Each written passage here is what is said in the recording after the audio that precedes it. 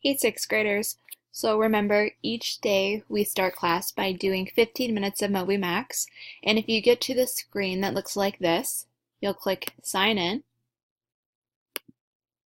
And if you get to this page, then you need to type in Charles City, just like I am. You'll click Find, and then do the one that's Iowa. And then you'll type in your username and password. And if you forgot what that is, check the green sheet that I gave you.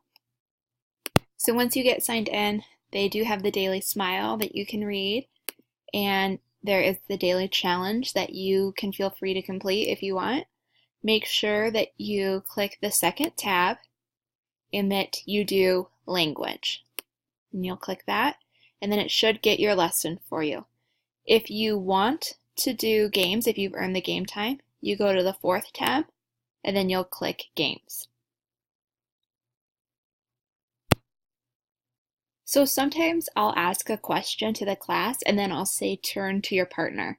When you hear this, you're going to turn to face one person sitting next to you in your table group. Unless you're a group of 3, then you would all do this together and start talking about the question. And then when you would hear the bell, or you see me raise my hand and hold a 0, or you see me turn off and then the light's back on, you know it's time to stop, turn back, and then face me, and we'll discuss the question as a class. So the question that I'm asking the class today is what you are interested in writing about this year. So I want you to think, what kind of things do you want to write stories about? So today we have another read aloud. And remember, we do read alouds to help you get ideas for your own writing. And some of the read alouds are going to be intentionally easy. So today, as I read this, I want you to think of ideas that you can write about. So this story is called The Elves in the Shelves. There was a little girl called Janet, and it was her birthday. She had lots of presents: a little red bicycle, and a pair of roller skates, and a jump rope, and a big pile of books. But just the same, Janet was not very happy. Why? Because her mother was away, visiting her sick granny, and her daddy, who was a train driver, had to go off and drive his train, and so Janet would be all alone that night. Her daddy gave her a very nice supper: bread and butter and brown sugar and a drink of creamy milk. Then he tucked her up in the bed and said, "Shut your eyes and go to sleep, and in no time at all it will be tomorrow, and I shall be home for breakfast." Off he went to drive his train. Janet shut her eyes, but then she opened them again. She did not like being alone. "Oh," sighed Janet, "I wish I had someone to talk to." And then she heard a queer noise. What could it be? Pitter-patter, tip-tap, scuffle, scuffle, rattle, rattle, pitter-patter. Janet listened. The noise came from the next room. There it is again. Pitter-patter, tip-tap, scuff, scuff, rattle, rattle, pitter-patter. Janet jumped out of the bed and tiptoed to the next room. What do you think she saw? All her new books were opening, and all the creatures in them were coming out. There was a book about elves, and all the elves were running out of the book and playing leapfrog and climbing into the china closet. There was a book about mermaids, and all the mermaids were swimming out and diving into the bath. There was a book about penguins, and all the penguins were waddling out and climbing into the icebox. There was a book about seals, and all the seals were flopping out and pulling each other up into the sink. So when Janet looked, she saw elves in the shelves, mermaids in the bathtub, penguins in the icebox, rabbits in the coal bin, peacocks on the table, and seals in the sink. Wasn't that a funny sight, enough to make you blink? Who are all of you, and what are you doing here? We have come to play with you, so you shan't be alone. Janet had never had so many playmates before. Who would she play with first? The elves in the shelves? They were playing football with a marble. Or the mermaids in the bathtub? They were floating on Janet's sponge for a raft. Or the penguins in the icebox? They were sliding on a slippery bit of ice. Or the rabbits in the coal bin? They were playing hunt the thimble. Or the peacocks on the table? They were playing patience. Or the seals in the sink? They were playing splashing. First Janet played with the elves, then with the mermaids, then with the penguins, then with the rabbits, then with the peacocks, then with the seals. Then she heard a voice behind her. It said, "Nobody wants to play with me." Janet looked around. There stood a tiger in front of the fire. He had come out of the very bottom book of all. He was big, and he had long, long whiskers and a long, long tail, and he had black and yellow stripes all over. "Tickle my tail," he said, "and I'll chase you." "We don't like to be chased," cried the elves. "You're too rough." But he chased the elves along the shelves. "We don't like to be chased," cried the mermaids, but Tiger chased them out of the bathtub. "We don't want to be chased," cried the penguins, but Tiger chased them out of the icebox.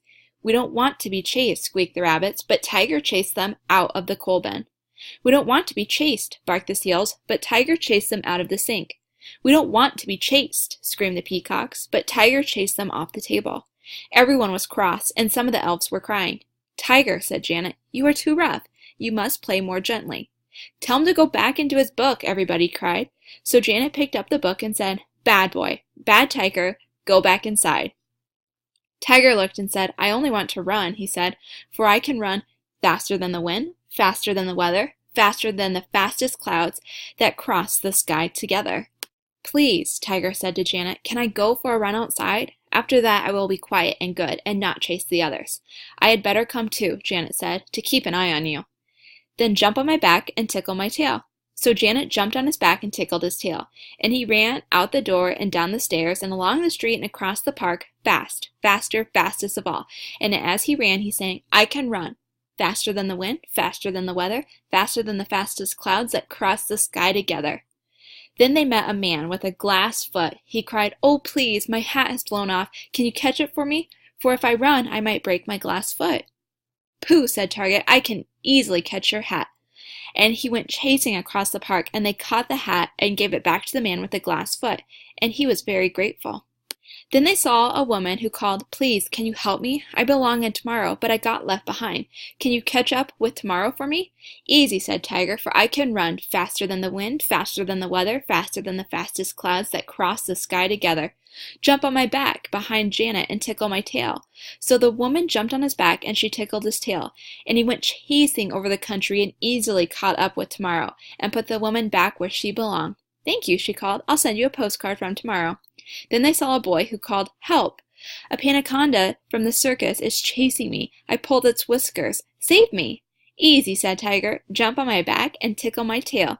So they tickled his tail, and away he went, faster, faster, fastest of all.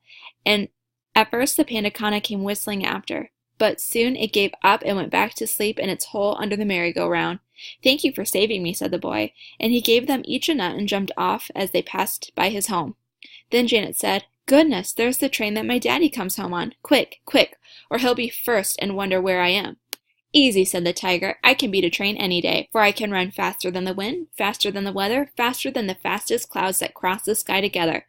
Only tickle my tail." So Janet tickled his tail, and they went racing back, over the country and over the town, over houses and churches and mountains and rivers, across the park and along the street, and in through Janet's window. "Quick," she cried, "you must all get into your books, for my daddy's coming home." For there were elves in the shelves, mermaids in the bathtub, penguins in the icebox, rabbits in the coal bin, peacocks on the table, and seals in the sink. "I will play with you all again tomorrow night," Janet promised. She pushed them all into their books. Tiger was the hardest to push because he was so big, and then she ran next door and jumped into bed and shut her eyes tight. Next thing she was asleep. And next thing she was awake again. And there was her daddy making breakfast. After breakfast, Janet went and looked at her books, but they were quite quiet and still. If it hadn't been for a small, just the smallest footprint on a shelf, a little, just the littlest gold scale in the bathtub, a tiny, just the tiniest feather in the icebox, and one tiger's whisker on the rug, you would have never guessed that there had been elves in the shelves, mermaids in the bathtub, penguins in the icebox, rabbits in the coal bin, peacocks on the table, and seals in the sink, and a big, stripy tiger sitting in front of the fire. So the reason we had this book as our read aloud today is because there were a lot of things that could never happen in real life and could only happen in your imagination. So I want you to think, what could happen in real life from the story, and what could only happen in an imagination? So, for example, having a father who works on a train, that could happen in real life. But having characters come out of the book, that couldn't happen. Or running on a tiger's back, that could probably only happen in your imagination. So as you're coming up with your own writing ideas, remember that you can write about things that could happen in real life or things that could only happen in imagination. So I want you to think, If you were going to write a story about something that could only happen in imagination, what might you write? So in your language arts notebook, I want you to open up to your writing ideas section, like I did in mine, and write down some ideas for things that you could use for future stories. So just like I did right here, you can draw a line underneath your last idea and write things that could only happen in someone's imagination, and then list ideas for your stories. If you come up with all the ideas that you can, then you can turn to the front of your notebook on a blank page and start writing your own story with one of your ideas. As you write, make sure that you skip lines. So there's a space in between, and you can go back and make revisions if you want. If you also want to keep your writing ideas on your Google Drive, I'm okay with that. I just want you to click New, make a folder, and then I want you to title the folder Writing Ideas, just like it is in your language arts notebook.